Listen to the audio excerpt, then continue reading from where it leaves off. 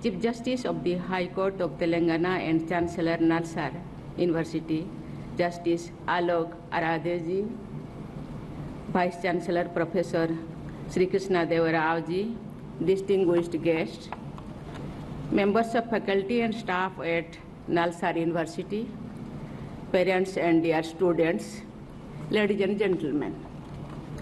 I convey my hearty congratulations to all the students who have been awarded their degrees in this convocation. I share the joy of those students who have received medals for their extraordinary accomplishment. I appreciate the contribution of the faculty members and the entire team of the university in helping the students reach a major milestone in their life and career. I understand the sense of fulfillment among the family members who have been helping and encouraging the students.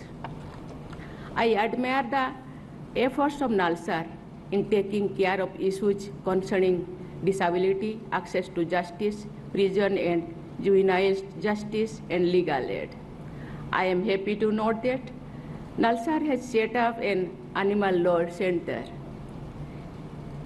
It reminds me of my tenure as the Minister of Department of Fisheries and Animal Resources Development in Orissa nearly 20 years ago.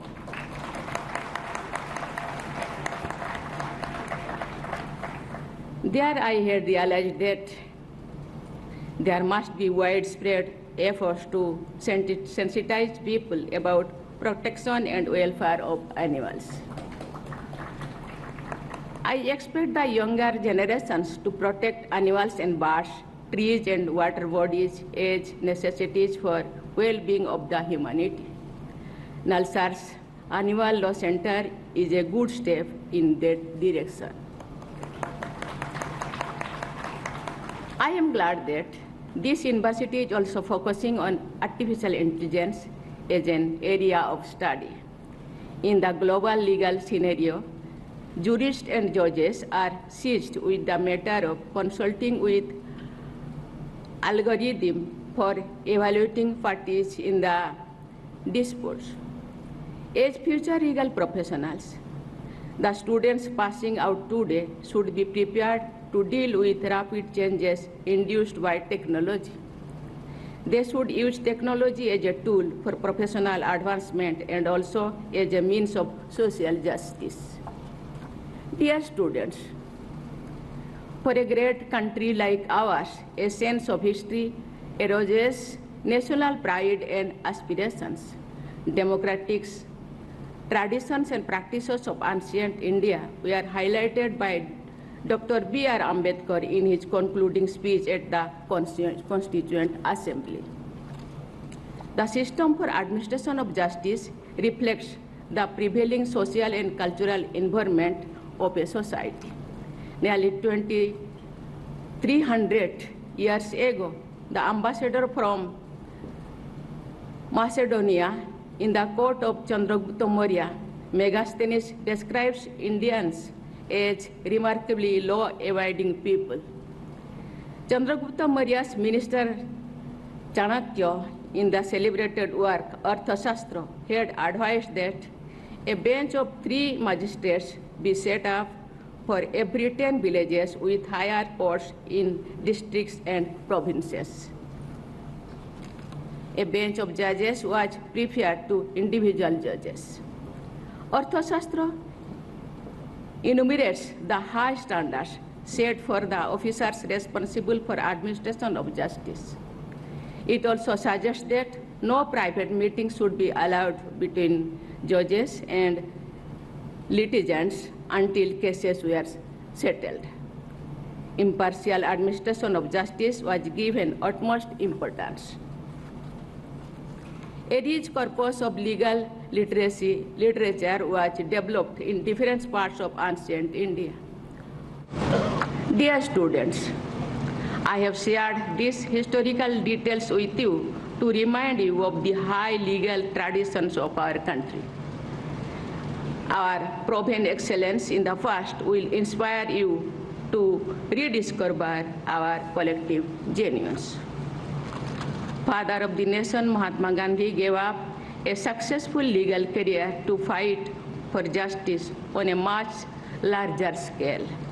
Yet, his articulation like a lawyer was evident in his advocacy for the great causes he took up. His first satyagraha in India at Champaran was launched for securing justice for the poor farmers exploited by indigo planters. As part of the satyagraha, Gandhiji and his associates like Dr. Rajendra Prasad, who was also a lawyer, prepared detailed documents concerning each and every farmer. This systematic and voluminous documentation prepared over several days strengthened the satyagraha, forcing the government to decide in favor of the farmers. Thus, Gandhiji blended compassion with legal acumen and won several battles against the most powerful empire the world has ever seen. This blend of compassion and legal expertise is a formula for success, which also contains sensitivity and fairness. This can be a template for a legal professional who wants to have a meaningful and successful career and life. Our Constitution contains the ideal of our freedom struggles, namely justice, liberty, equality, and fraternity. The ideal of equality enshrined in the preamble and fundamental rights also finds expression in one of the directive principles of state policy concerning delivery of justice. The directive seeks to provide equal justice and free legal aid. It makes the state responsible to ensure that opportunities for securing justice are not denied to any citizen by reason of economic or other disabilities. The vision statement of your institution also underlined a particular focus on social justice to the marginalized communities. Unfortunately, a poor person does not get the same access to justice as a rich person. This unfair situation must change for the better.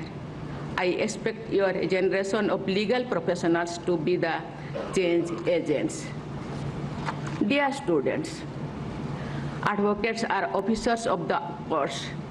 As advocates, you will have a duty to assist the court in dispensing justice apart from taking care of the interest of your clients. Many of you may be joining corporate entities or legal firms as advisors of associates. It is your duty to give your advice in line with high ethical standards. Whatever role you choose as a legal professionals, always stick to the values of integrity and courage. Speaking truth to power makes you more powerful. I have observed that girl students have outnumbered boys as medal winners.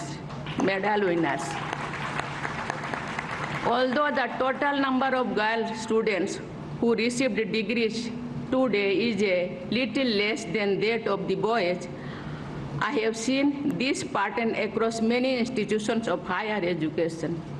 This demonstrates that despite several limitations which they still have to face, our daughters are making us proud with their excellence. I convey my special appreciation for the girl students in today's convocation. I also expect these girls to help and empower their other women and girls who are underprivileged.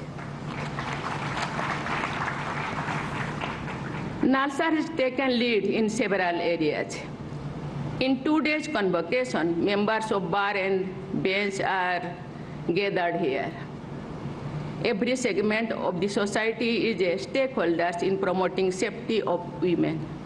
I urge upon NALSAR, including its alumni, to enlist the support of all stakeholders, and help in setting up a nationwide network of women advocates and law students.